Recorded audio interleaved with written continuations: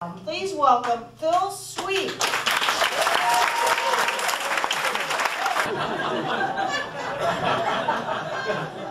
As many of you know, I retired from Nabisco after 30 years recently, and that's given me a lot more time to watch TV. And I've gotten really intrigued by the ad campaigns that I'm seeing on TV for male potency enhancers. I'm sure you've heard of all those. It's Viagra, Cialis, and Levitra. First was Viagra, of course, and the ad campaign that they ran was they went with the traditional celebrity spokesperson format.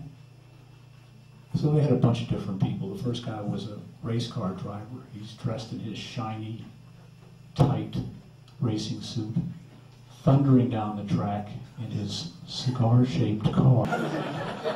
Thank you, Dr. Freud, for that image. And last of all, they had a U.S. senator. Presumably, he was there because nobody can screw the public like the federal government.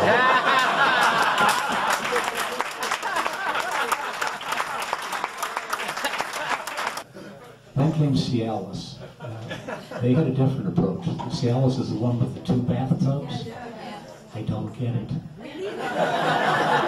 I just don't get it. These drugs are really expensive. They have serious side effects. I'm not going to pay all that money and risk all those side effects to sit in a tub by myself, holding hands with somebody else in another tub. That's just one too many tubs. Of course, after Cialis came Levitra. They were trying to take a high road, so to speak. Levitra is from the same Latin root word as levitate, I guess. It's kind of too bad that the Remax folks have the balloon logo locked up. I think it would work for Levitra too. I mean, think about it. You got male potency enhancers in real estate. Somebody's getting screwed in there somewhere. So that's the way it is now. But this is America, land of excess, where too much is never enough. So you know the companies are not going to let it rest where it is. But the first thing they'll do is line extensions. Now this is where you add features to the product and you hope that more people will buy it because of these new features. So you might see products like arthritis formula Viagra for pain from stiff joints.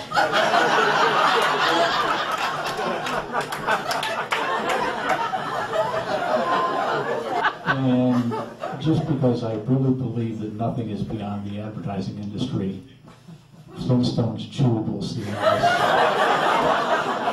After line extensions comes market segmentation. So you might target hobbyists or activity groups, like let's say NRA members with a product called Straight Shooter. And religious groups, there's lots of opportunity there. So the Hindus would get Come Again. Christians would get Resurrection. Eventually, every ad campaign, people just get bored. You've got to have a new ad campaign. Cialis will expand to an entire line of bathroom fixtures. Featuring, of course, the Cialis model tub, which is only sold in pairs. And it has a built-in TV so that you don't get bored waiting for something to happen in the other tub. Viagra, I think, will realize they'll have to get a cartoon spokesperson, spokesthing, kind of like the Geico Gecko. But I don't think it'll be easy. I mean, you look through the cartoon characters and quick draw McGraw, Pinocchio. So they're going to settle on the obvious, Woody Woodpecker. If all of this advertising stuff works really well, the product attain the ultimate in brand recognition, and that is that the product name becomes a verb. Let me give you an example. Today, President Barack Obama will ask Congress for $500 billion more in order to Viagra the economy.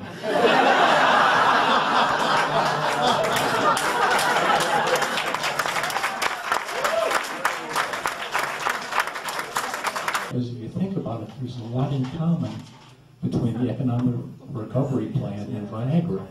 They're both temporary, artificial measures to stimulate performance by enhancing the infrastructure and avoiding excess inflation.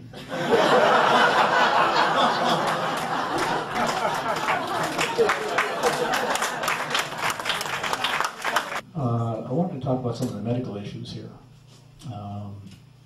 Did you know, for instance, that Viagra is approved for men and women? How do you tell it's working with a woman? I mean, a guy is obvious, right? You look, you can tell. How do you tell with a woman? I read that when a woman is aroused, her pupils dilate 1 to 2 millimeters. Are you kidding me? You know how big a millimeter is? Have you seen one lately? I mean, imagine if that's all a guy changed. We certainly wouldn't need Viagra. Then there's the disclaimers, just pages and pages of disclaimers.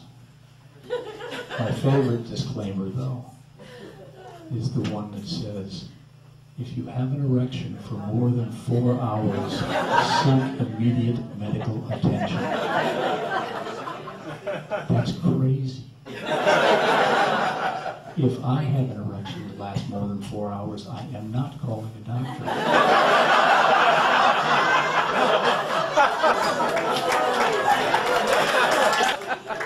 I'm calling an escort service.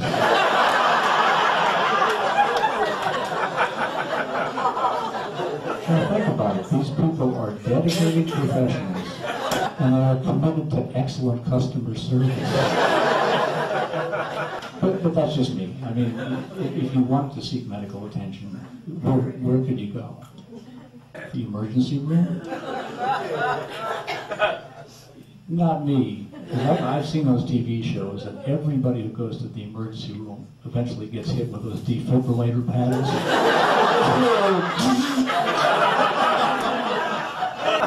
How about a psychiatrist? Yeah, there's a good idea. Call a shrink.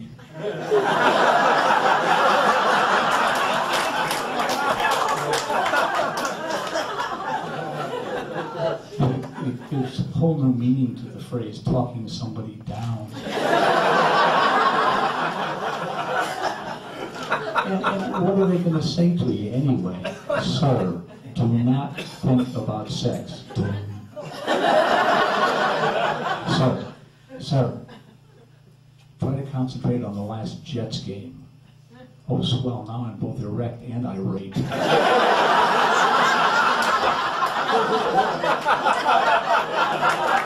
Thank you all very much.